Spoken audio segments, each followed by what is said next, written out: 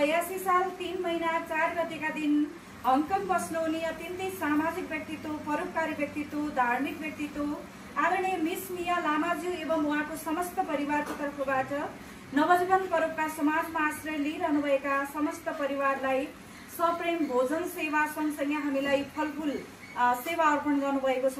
यहाँ उपस्थित हुनुहुने, सेवा लिएर उपस्थित हुनुहुने, सेवा सहजीकरण गर्नुहुने धार्मिक व्यक्तित्व एवं सामाजिक व्यक्तित्व आदरणीय रिन्चेन गुरुङज्यू आउनुभएको छ। उहाँलाई हामी हार्दिक नमन अर्पण गर्न चाहन्छौँ। गुरुलाई त्यसै गरी उहाँको साथमा उपस्थित हुनुहुन्छ हामीलाई निरन्तर माया सद्भाव सेवा अर्पण गर्नुहुने हाम्रो अभिभावक सम्मान आदरणीय गुरु कुङ्गा शेर्पाजी हुनुहुन्छ। उहाँलाई पनि हार्दिक नमन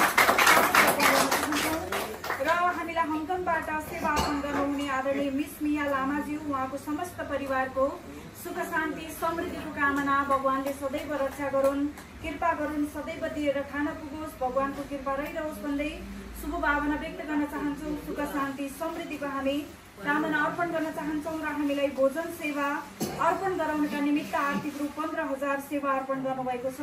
यो अमूल्य सेवा र सद्भावप्रति हामी नमन अर्पण गर्न चाहन्छौँ। उहाँहरूको समस्त परिवारको सुख शान्ति होस्, दीर्घायु होस् परिवारमा भन्दै शुभ भावना व्यक्त गर्दै उहाँहरूको उत्तर प्रगतिको कामना अर्पण गर्दै अगाडि गएको दीप प्रज्वलन गरिदिनु हुन आदरणीय गुरु रिन्चेन गुरुङज्यूलाई म हार्दिक अनुरोध गर्न चाहन्छु।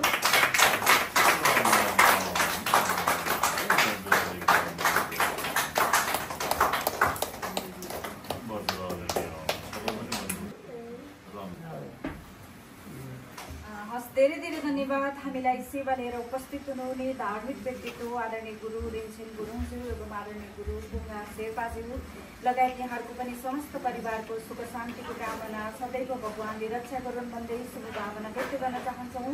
र यहाँ उपस्थित हुनुहुने आदरणीय गुरुहरूलाई टीका र खादाले सम्मान अर्पण गरिदिनु हुनका लागि यस संस्थाका संस्थापक अध्यक्ष आदरणीय दुर्गानाथ दाहाल सरलाई म अनुरोध गर्न चाहन्छु।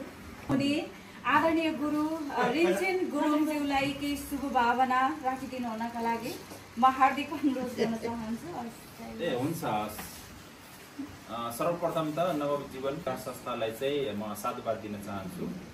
अब यसरी चाहिँ हजुरहरूलाई चाहिँ सेवा स्वरूप भोजन दान गर्ने यो सुनौलो अवसर मिलेको छ। यसप्रति हामी नवजीवन समाजका अध्यक्षज्यूदेखि लिएर यहाँका सचिवदेखि लिएर सम्पूर्ण सर्भिसमा हुनुहुने सबैलाई चाहिँ म अब साधुवाद दिन चाहन्छु। कृतज्ञ छु हजुरहरूको सेवाको लागि। धन्यवाद।